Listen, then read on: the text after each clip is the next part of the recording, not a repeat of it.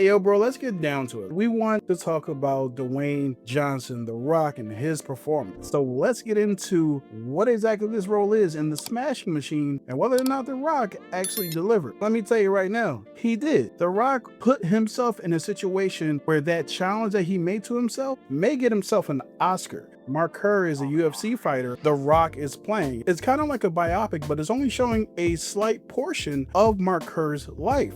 And that portion starts at when he had his first fight into a breaking point in his career. The way that The Rock plays him is that he plays him as this soft, endearing, caring human being. A lot of the time when he's in these situations where maybe he's crying or he's talking softly to an older lady. Probably looking at my eyes. How did that happen? Have you ever heard of the Ultimate Fighting Championship, the UFC? You hate each other when you fight? Absolutely not. Usually in his movies, he's loud, he's boisterous, he's playing The Rock. There's a picture of him literally wearing the same color tone and same outfit in like 4 different movies. And you're kind of like, do something else!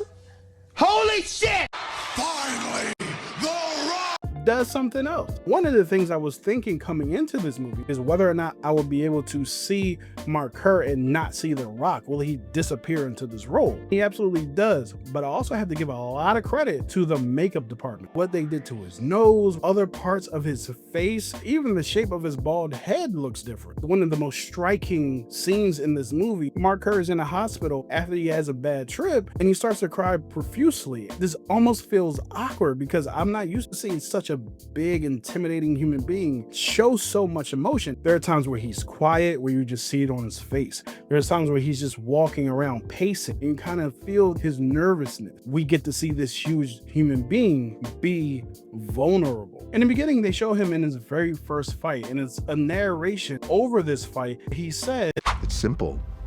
Am I going to hurt him before he hurts me? Mark Kerr went years being undefeated, fighting from Brazil all the way to Japan. At one point when he's in Japan getting prepared for a fight, a reporter asked him, how do you think you'll feel if you lose? The Rock is a great performance here. I don't know. I've never considered it. I've never lost. When he had his first loss, he didn't know how to feel. He needed to sit with himself and really understand what had happened. One thing that didn't really help the situation was Dawn. Dawn Staples is his longtime girlfriend. She's a trip, man. She's somehow able to take every single struggle that Mark Kerr has, whether it's drug abuse or the emotions that he has when he loses his first fight, and make it about herself. What Dawn continues to do throughout the movie is downplay the things that Mark Kerr actually cares about. Just like I was talking about after he lost his first fight, he's in mourning. He's looking around, trying to just figure himself out. And because he spends too much time in mourning, I guess, Dawn says to him, why don't you just get over it? It's just a fight. But to him, to Mark, this is the thing that he loves the most. This continues to happen throughout the film. Everything that's important to him, whether it's getting off of drugs or losing a fight, becomes this nuisance to Dawn and her existence and her fun. Because Mark is always trying to take care of her selfish needs, Mark becomes distracted, which leads to more losing. He has that drug abuse situation. There's times where he blacks out, he injures himself. He has his best friend, Mark Coleman, played by Ryan Bader, who's also phenomenal in this film, to actually challenge him along with Dawn to get off of these drugs. She reasons in her mind that I kind of liked him better when he was on the drugs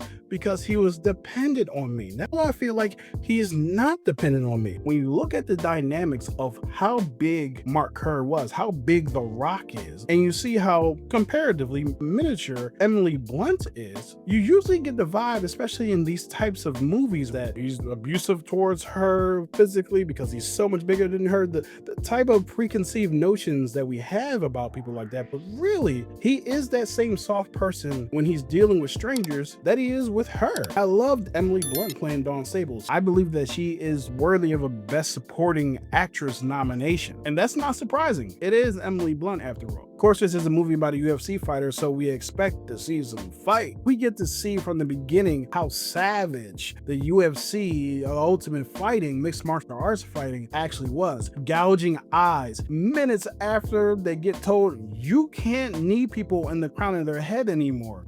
they be needing people in the crown of their head. The Pride promotion over in Japan, where he spent the bulk of Mark Kerr's time, the fights there are vicious. They're shot almost as if you're in the crowd yourself. The sound design is impactful too. You feel those hits audibly. It sounds like some bone crunching is going on. Benny Safdie did an incredible job of directing this movie, from the way it was shot to its pacing, showing addiction, toxic relationships, how we perceive people in sport. Could Benny Safdie be up for a Best Director nomination? I wouldn't be surprised. This movie is phenomenal. Maybe not on the level of the Iron Claw or the Wrestler. The reason why I don't put it quite at that level is because the Iron Claw and the Wrestler did a better job of making an emotional connection between itself and the audience. The Iron Claw was just woo. The Smash Machine is still phenomenal. If you enjoyed this review, hit that like button, hit that subscribe button if you want more reviews from me. Hype the video. It actually helps me spread throughout the algorithm for more people to see videos like this. I want the channel to grow, and I want y'all to grow with me.